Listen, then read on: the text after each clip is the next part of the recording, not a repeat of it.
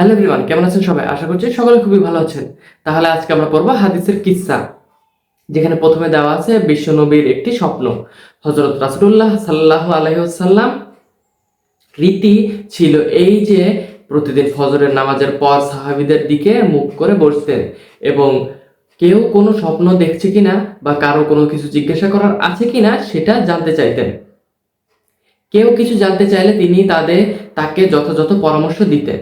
একদিন এরূপ জিজ্ঞাসা করার পর কেউ কিছু বলছেন না দেখে তিনি নিজেই বলতে আরম্ভ করলেন, আজ আমি একটি অতি সুন্দর ও আশ্চর্য স্বপ্ন দেখেছি।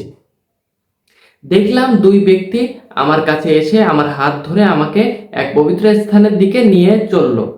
কিছু দূর গিয়ে দেখলাম এক এক ব্যক্তি বসে আছে আর অপর এক ব্যক্তি তার কাছে দাঁড়িয়ে আছে। দাঁড়ানো লোকটির হাতে একখানা করাতের মতো একটি অস্ত্র রয়েছে। সেই করাত দিয়ে সে বসা লোকটির মাথা চিড়ে ফেলছে। একবার মুখের দিক দিয়ে করাত ঢুকিয়ে দিয়ে মাথার দিকে কেটে ফেলছে, আবার বিপরীত দিক দিয়েও তদ্রূপ করছে। এক দিক দিয়ে কাটার পর যখন অপর দিক দিয়ে কাটতে যায় তখন আগের দিক জোড়া লাগে, স্বাভাবিক হয়ে যায়।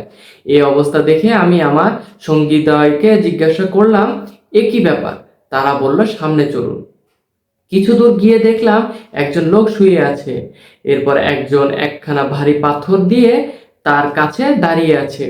দাঁড়ানো এই লোকটি ওই পাথরের আঘাতে শোয়া লোকটির মাথা চূর্ণ বিচূর্ণ করে দিচ্ছে। পাথরটি সে এত জোরে মারছে যে মাথা চূর্ণ বিচূর্ণ করে তা অনেক দূর গিয়ে ছিটকে পড়ছে।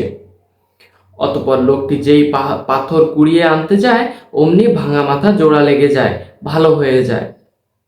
সে সে ওই পাথর কুড়িয়ে এনে পুনরায় মাথায় আঘাত করে এবং মাথা আবার চূর্ণ বিচূর্ণ হয়ে যায়। একইভাবে ক্রমাগত ভাঙা ও জোড়া লাগার পর্ব চলতেই থাকে। এই লোমহর্ষ দৃশ্য দেখে আমি আতঙ্কিত হয়ে জিজ্ঞাসা করলাম, ব্যাপার কি? আমাকে খুলে বলুন। তারা কোনো জবাব না দিয়ে পুনরায় বলে, আগে চলুন। কিছু দূর গিয়ে দেখি একটি প্রকাণ্ড গর্ত। গর্তটির মুখ সরু কিন্তু অভ্যন্তর ভাগ অত্যন্ত গভীর ও প্রশস্ত। এ যেন একটি জ্বলন্ত চুলো, যার ভিতরে দাউ দাউ করে আগুন জ্বলছে আর তার ভিতরে বহু সংখ্যক নরনারী দগ্ধীভূত হচ্ছে। আগুনের তেজ এত বেশি যেন তাতে কেউ ঢেউ খেলছে। ঢেউ সাথে যখন আগুন উঁচু হয়ে ওঠে তখন ওই লোকগুলো উথলের গর্তের মুখের কাছে চলে আসে। আবার সেই আগুন নিচে নেমে